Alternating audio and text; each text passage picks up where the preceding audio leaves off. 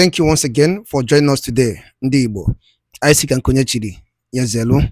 Anyị no ụbọchị nkịta adịrị na mma. Na ya dịka echi na-eche ada agwụ agwụ. Otu anyị kwuru otu akọ ya dịrịrị. Ise. Edika o si dị, ụbọchị nkịta wetara unu ozi gbasara maka ya bụ ife n'ime na obodo nọ n'ime ya, dịka unu anụ ka o si adọ n'iru akwụkwọ. Andị nwere ụwa na-azọ n'ala Igbo. Gbasatakwa maka Maazị Nnamdi Kanu, onye ndu ndị Igbo and Biafran Prime Minister. Update niile aka ji maka ya webe n'iru akwụkwọ. According to the Biafran activist, wetara ya bụ ozi n'iru akwụkwọ. Quote, the injustice against Ndi Igbo and the Biafran has triggered many world powers, UN, AU, and ICC, International Criminal Court. If Biafra want to go, let them go. We don't want to face them. We are ready for division. All right, this is according to the one of the Biafran activists wetara ya bụ ozi. Dịka ya ga ya bụ ife gesia ya. All right, over to you. If we continue to pretend that all is well, we will keep bleeding profusely. And very soon, there might be nothing called Nigeria. Instead of our killing ourselves under the pretext of remaining one indivisible nation. Some people say Nigeria's unity is non-negotiable. I want to say here it is negotiable. This thing is like marriage. You don't force two people to get married. We have been forced into a marriage that is hurting us. And every day we are dying and pretending to be one. Please, instead of our killing ourselves, and there will be no Nigeria left, let us come to a round table like this. Bring Nigeria as a cake. Bring one big knife and share the cake. This stark reality that Nigeria has to be restructured. Whether it is the restructuring that gives more powers to states or a return to the regional arrangement of the past, or the restructuring that allows parts of the country that want to go and stand as independent nation. Whatever that restructuring means, we must not run away from it.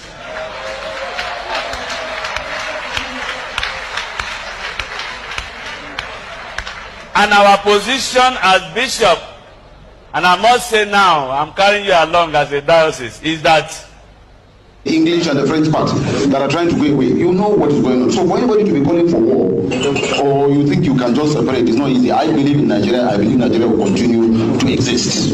Whether we like it or not, there is a problem. We need to discuss the problem. We are disagreeing with ourselves, and we have every reason to disagree. The North, before now, is saying we don't believe in separation. But as I'm standing, I'm telling you that if there's going to be separation tomorrow, the North is ready for it. We are also ready. Let's go either way. And I'm telling you this with all sincerity. Northern Nigeria before now do not want to hear anything separation. But as of today, as I speak to you, the North is equally ready to leave. That is number one. Number two, talking about presidency. What I'm going to say might be controversial. You might disagree with it, but it's the absolute reality, and I speak in the mind of Northerners. And I have no apology to anybody in this hall on what I'm going to say, though I respect the leaders, elders, and fathers that are here. I duly respect them. But I have no apology to anybody on what I'm going to say. Let's please be serious. We are here for serious business. Let us not make it a discussion floor if we truly want to do this. Now, talking about rotational presidency, what I thought we should be looking at is credibility, competency, patriotism, nationalistic thinking, the love for one another, and things like that. That is what I thought should constitute who becomes Nigeria's president. Not regional, tribal, ethnical, or any other thing. Please disagree with me, but I will speak. This is why we are here. This is why we are here. Good. Let us discuss the controversy and let us find a solution to it.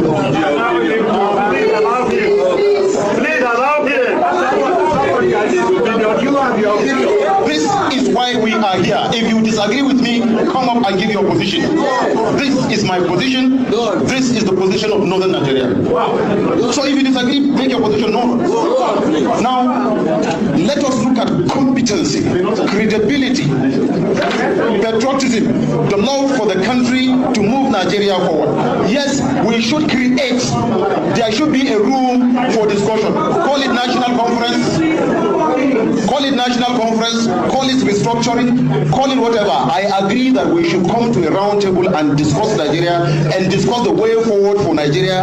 I agree that we are disagreeing. I agree that there's a problem. I agree that there is, if you like, call it lopsided appointment. I am not in government, so I don't speak for the government. I speak for not a particular tribe or region be seen as a threat to a country. If one region or tribe or religion is a threat to this country, then all of us are threatening Nigeria, and we are all threat to Nigeria. Then let us come and discuss the problem, find the solution to the problem, and let's move forward as Nigeria. The summary of it.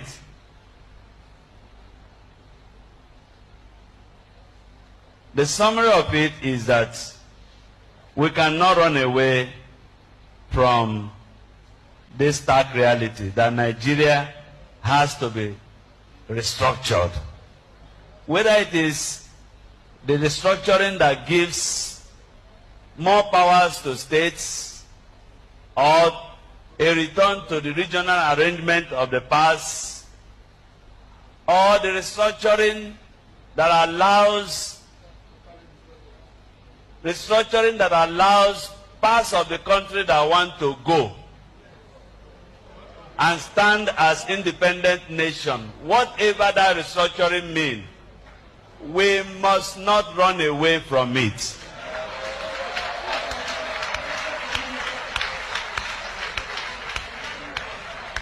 And our position as bishop, and I must say now, I'm carrying you along as a diocese, is that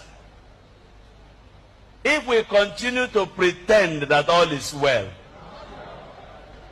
we will keep bleeding profusely. And very soon, there might be nothing called Nigeria. Instead of our killing ourselves under the pretext of remaining one indivisible nation, some people say Nigeria's unity is non-negotiable. I want to see how it is negotiable.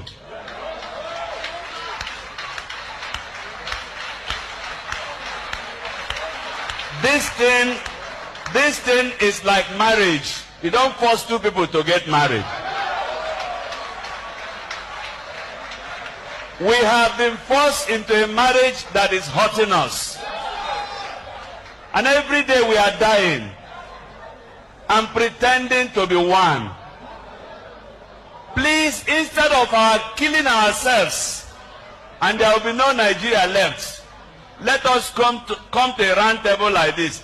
Bring Nigeria as a cake. Bring one big knife and share the cake. On behalf of Yoruba Liberation Command, Yolicom, we are compelled by the prevailing political circumstances to take a stand on the state of Nigeria as affects the future of over 50 million Yoruba people spread across the world. You will recall that since 2014, when Nigeria was amalgamated at gunpoint, the country has been thrown into one turmoil or the other. For over a century, Nigeria has failed to meet the international benchmark of socio-political and economic development. The only references to Nigeria's grandeur were the striking achievements of the then three regions of West, East, and the North. Since the collapse of federalism and the three tiers founded to a large extent on the civilization and values of ethnic configuration in the country, Nigeria has remained in the tunnel of misery, pangs, and pains, including the fact that the country was plunged into an unavoidable civil war that took no fewer than 1 million lives. Since the end of the war, millions of Nigerians, as individuals and collectively as a society, have continued to wage and fight wars of survival,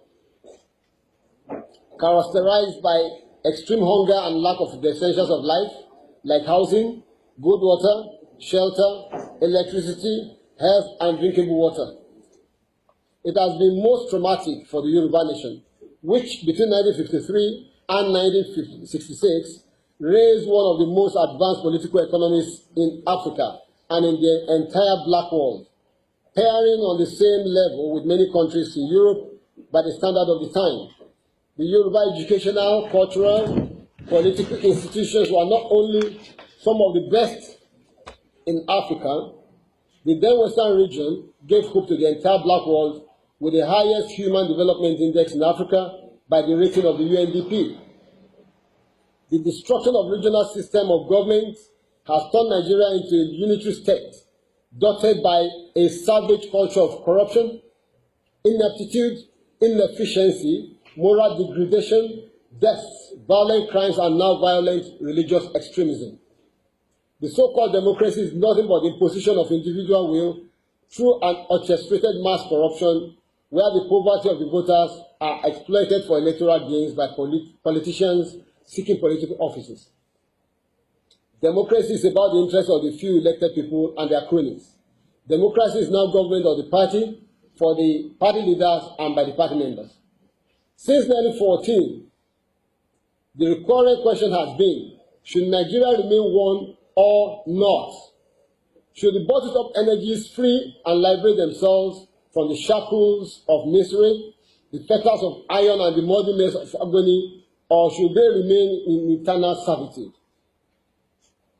The question has come up again in the past few months with various groups making demands. You will agree with us that the self-determination groups in the Yoruba nation are the engine of our history today. We have the largest population with which all the members of the main political parties in Yoruba land combined together cannot equal. Our members are not in this movement for personal gains like we have in the political parties. Our members are in these organizations to make sacrifices and if necessary lay down their lives for the Yoruba nation. We wish to announce to this important gathering that we in Yolicom, representing some of the finest leaders of self-determination groups from across the Yoruba nation, have weighed the options extensively. For the past 3 months, we have been consulting with all the Yoruba self-determination groups, meeting poor and malnourished Yoruba people, talking to our people in the villages, towns, and on the hills and mountains in the rural communities of the Yoruba nation. In the light of the foregoing, and in response to the occurrences of Nigeria of the past few months, including but not limited to the releases, utterances, and comments of certain groups representing the Igbo nation in Nigeria, IPOB, meaning the indigenous people of Biafra, Movement for the Actualization of the Sovereign State of Biafra, MASOB, among others, to the effect that they desire to leave Nigeria and cease to be called Nigerian. And certain groups representing the Arewa, people of northern Nigeria, to the effect that the Igbo people should vacate the territory of northern Nigeria. Don Allah ba kowa tashi.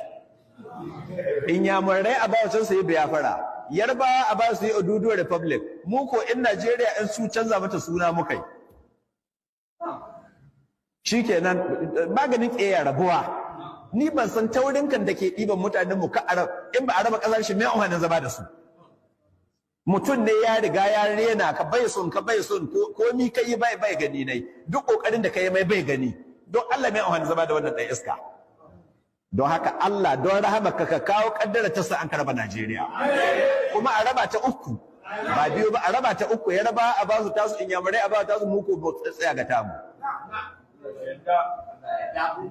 da shikenan ba amma ku zo kuna ta mai Allah shi ɗebe mai albarka ban mi wannan da sun kai mana ni yanzu idan sa akwai mai umbanin mi man yayi mana mu talakawa su manya suke shan man shi yasa ba su araba Allah ka bari yanga araba aba kowa tashi kowa Allah ku kwashe tunun buka dauka har da gino ne haka iko sannan ina kira ga a hidda nan da Kanu a bashi Biafra a basu Biafra mu ko mai tsaye mu nan ne yanga mu sabata mu suna amma wace Najeriya mu za mata wani suna shikenan an huta kowa ya ce in ka leadership in the north has shifted to a new generation like ndị banyị ngwadalụ nenu dịka unu si wene sere n'ụbọchị uruchi nketa na Eastern News 24 bebe anyị si wene wetara ya bụ ozi unu na-anụ gbasịta maka ya bụ ife na-eme n'obodo nọ n'ime ya na ụmụrụ ụwa na-azọ n'ala Igbo. Dịka ị nụrụ ihe ewetara n'ụbọchị nketa n'iru akwụkwọ ka ife nwere ikwu gbasịta maka ya bụ ife, dropụrụ anyị ife iche n'ụdị nke gị na Eastern News 24 ebe anyị si were ya bụ ozi a dị oke mkpa. Ka emesịanụ ụmụnne m.